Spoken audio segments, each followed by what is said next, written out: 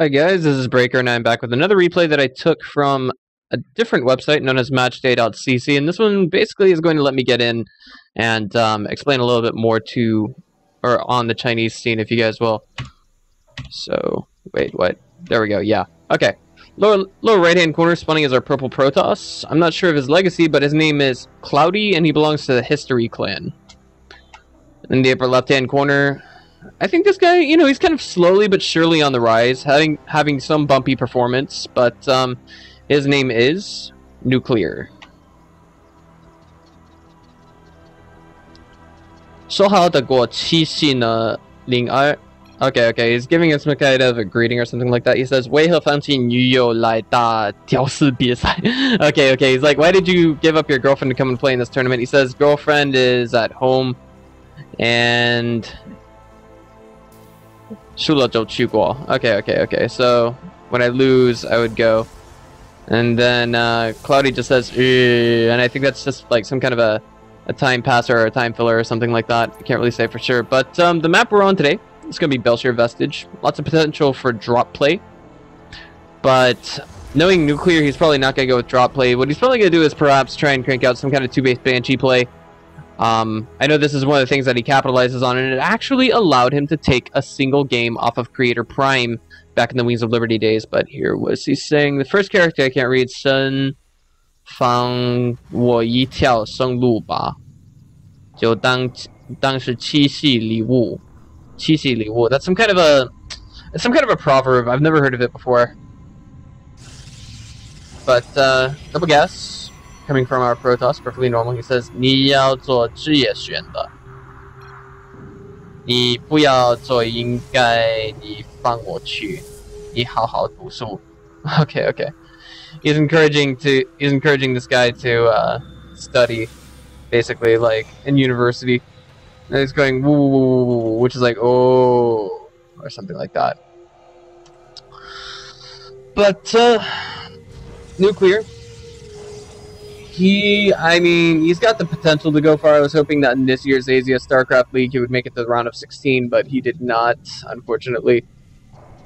And you know, I don't want to blame him. I don't blame him for it at all. I think that his chances were not as good as last year's anyway, interestingly enough, simply given the fact that the Prime team was in. You know, we had like 5 regular Code Koreans that were GSL competitors that made it into last year's ASL, and now this year's ASL, which only recently concluded before I came to Korea, was trying to think here. What exactly was it? Oh, there were actually no Koreans in that tournament whatsoever. There was one American, Hello Kitty Sc2. Even though he is ethnically Chinese, his nationality is American, so I just ask you guys, you know, treat him like any other foreigner. He's American, right? But he got knocked out of the round of 32, which is okay. I mean, I guess for me and him both, we had to wake up at 6 a.m. just to get ready for this tournament. I was the caster, he was a player. I was an English caster at that, so yeah. Stargate opener coming from Cloudy. He knows very well what NucleaR likes to do, and NucleaR is NucleaR here, as you can see. But this is actually something rather unusual from him. Perhaps he's going to just play this out with some normal tune. But we have yet to see any barracks go down, so maybe he's got something silly up his sleeves. It's just that we haven't seen it quite yet. He kind of does some, I want to say, super atypical kind of, that's what I'm looking for, gimmicky play, if that makes sense. Not really gimmicky play, how do I say this? He does a lot of battle crafting, I forget, it's what Stefano was always doing. He's trying to figure out this game, he's trying to figure out new ways to play it. He's constantly trying to invent new strategies to go with it, but Cloudy cranking out the Oracle as expected, and this is probably going to lead up to, say, some kind of a Phoenix Colossus transition from Cloudy. Probably. But whoa, this is something new. I wasn't expecting this. Ooh, Marine's going to get some free worker kills. They're going after that last probe. Are they going to get it? Oh! Johnny falls, and Probert the probe gets taken down. So that was 5 Marines in exchange for 3 workers. I think at this stage in the game, considering there's no gas investment, it was definitely worth his time. You know, I mean, he's still slightly behind in SCVs, but of course his mules will make up for that. And it didn't really. I don't think it forced too much food out, and then I don't really think it forced too much food out from Cloudy. But what this did do was it did force a Nexus Cannon, and that means we have to wait for another 60 energy to get together on that thing to actually throw down another one. Oracle coming in. Only gets one kill, and but the natural mineral line is super exposed right here. There's only going to be one Marine to hold off against that, and it looks like the SCVs are getting pulled. If they can get inside the bunker, they'll be safe, but nope. They're just going to go straight back to work on the mineral line, and Cloudy says, you know what, an eye for an eye, a tooth for a tooth, 3 workers of mine for 3 workers of yours. And some of those were mules, so that's quite valuable. I mean, not all the workers lost were mules, but of course there was delayed mining time, which is still ultra important. Now, this game was played out on the China server, and I basically took the replay from match.cc. It's from the ECL tournament. And already we see the robotics blade going down. No signs of a third just yet. No oversaturated natural, excuse me. Navirated. Wow, navirated. What am I trying to do? Speak a sentence with just one word. Navirated natural? I don't know. Navirated natural. Oh, forget it. It just doesn't make sense. By the way, I apologize for the crappy microphone. I'm supposed to be getting the new-ish microphone shipped out to me on Wednesday. It's going to be a nice, expensive 200 Sennheiser Gaming Edition one. Ooh, and this is looking like a bit of a good score there by Cloudy. I'm not exactly sure of his performance. He might have been in the Asia StarCraft League, but I cannot say for sure. I mean, the requirements are actually kind of steep. Just, get GM on C, GM on the China server, or just be a legit 1,000 ladder points Masters League player on the Taiwan and Korea server, and you can get into that tournament. I remember there was actually one guy who was a random player, and he made it to the round of 16. He walked away from that tournament with cash in hand, so I mean, it was very interesting to watch his performance. It really was. Now a bunch of gateways on the way. Colossites now coming out. Marine stimming, but there's no medevacs just yet. There's just the first 2 on the way.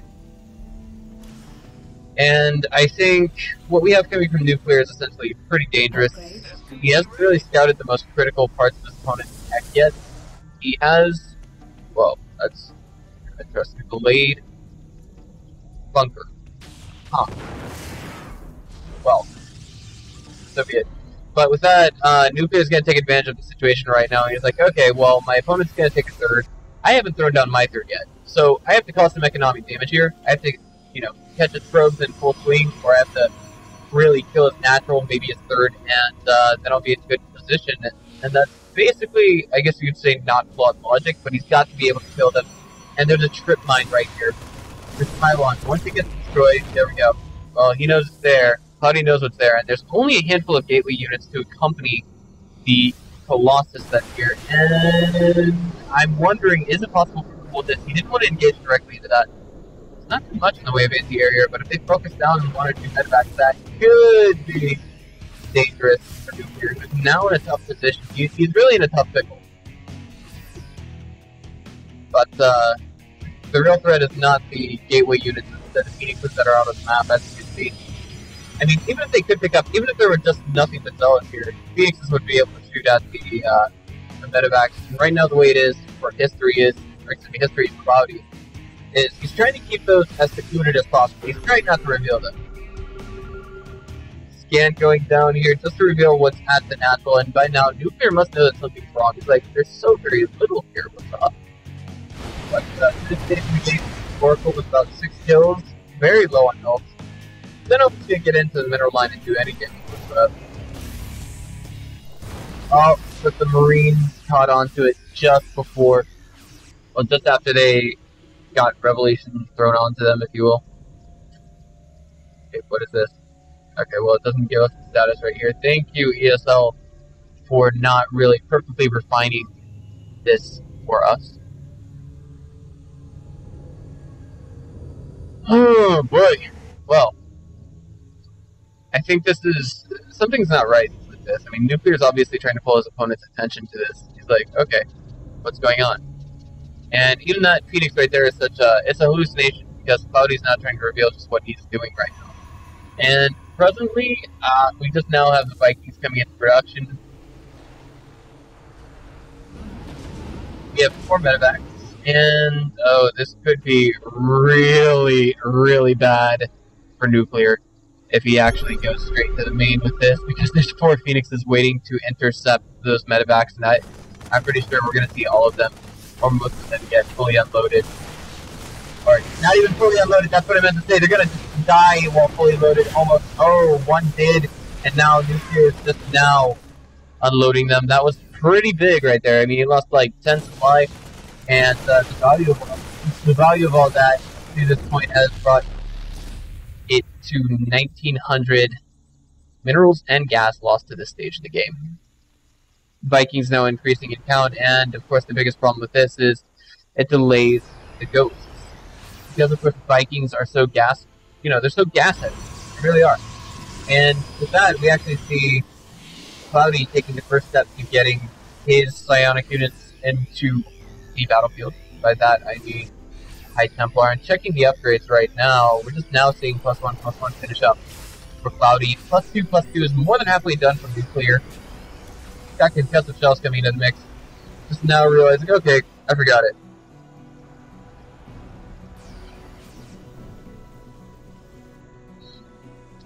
Now the Colossus ball continues to grow, and that's just going to make it increasingly lethal against the bio ball here on the ground. And that just makes, again, the Phoenix Colossi composition, it just makes your opponent's unit composition so much weaker, because look at these guys. How many medevacs are with them right now? That's the real question. Not everybody wants to answer, right? And basically, there's no way that we can see NucleaR effectively and efficiently just straight up engage this army head on.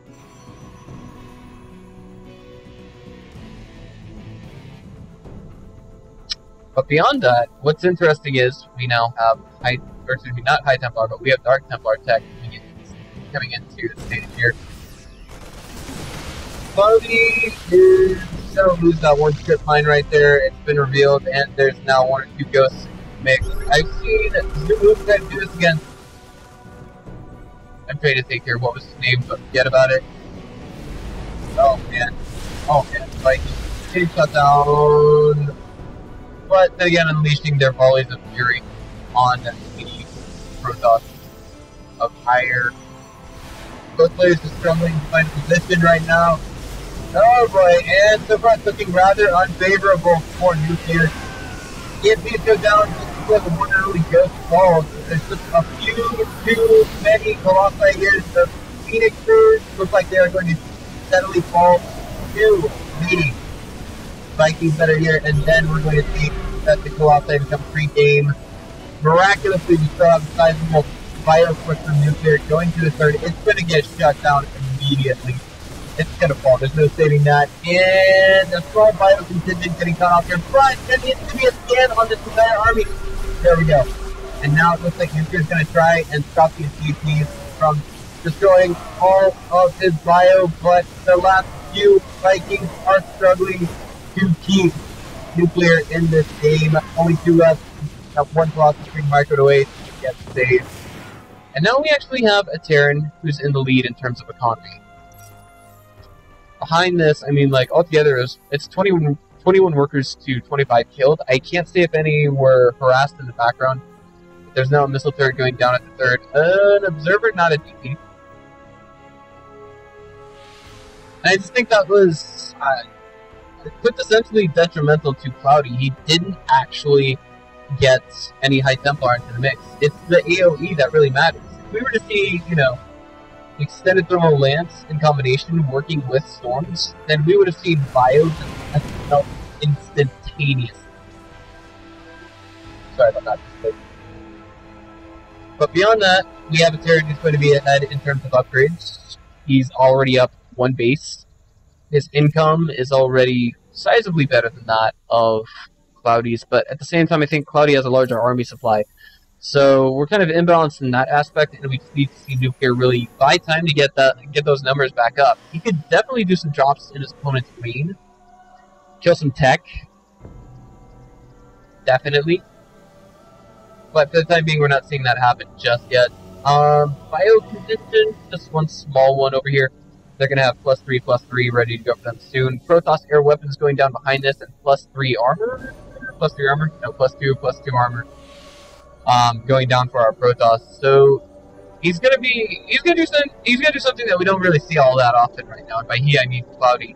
He's actually capitalizing on having higher army numbers as opposed to higher upgrades. But if we can see him continue on like this for the next 5 minutes or so, I'm pretty sure he'll be in a much more stable position. And Swift base, it must have been seen by that one range now laying on the ground. Poor guy. We saw that. And scan goes down somewhere. Trying to get that D2 yet. Looks like it goes over here.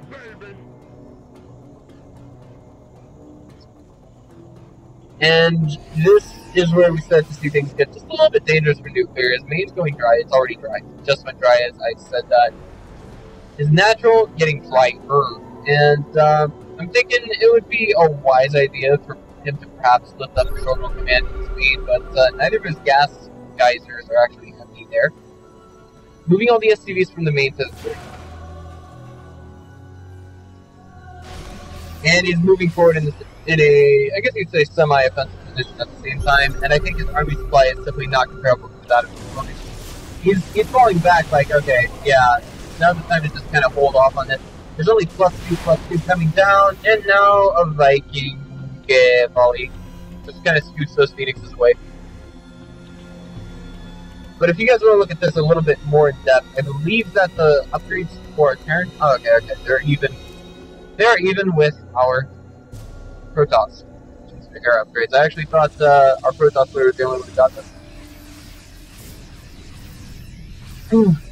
Zealot legs on the way now, and that's going to make things, like 23 minutes of the game. By now, we've had enough time for both Blink and Zealot legs to go down. But NucleaR is being slowly but surely advanced on, and this is not going to end well. Fourth base, there was no fourth base, fourth position, if you will, spotted. SCVs, Marines, Marauders, Vikings, all going at it. There's no ghosts in this competition whatsoever, and I think the gloss count is just too high.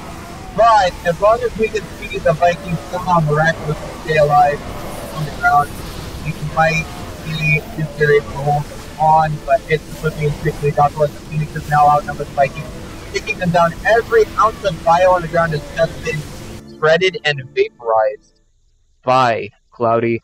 Ladies and gentlemen, this game goes to Cloudy. Alright, once again, I apologize for the crappy microphone, and I'm hoping you guys will tune in for this one, because of course it directly involves some, I guess you could say, high-ish name players in China, not of course like the gods, Max Said and Jim, who are both in WCS and a Premier League, again, but still, I would say, they're still pretty out there. People still know who they are. Anywho, just click that subscribe button. I'll see you guys later.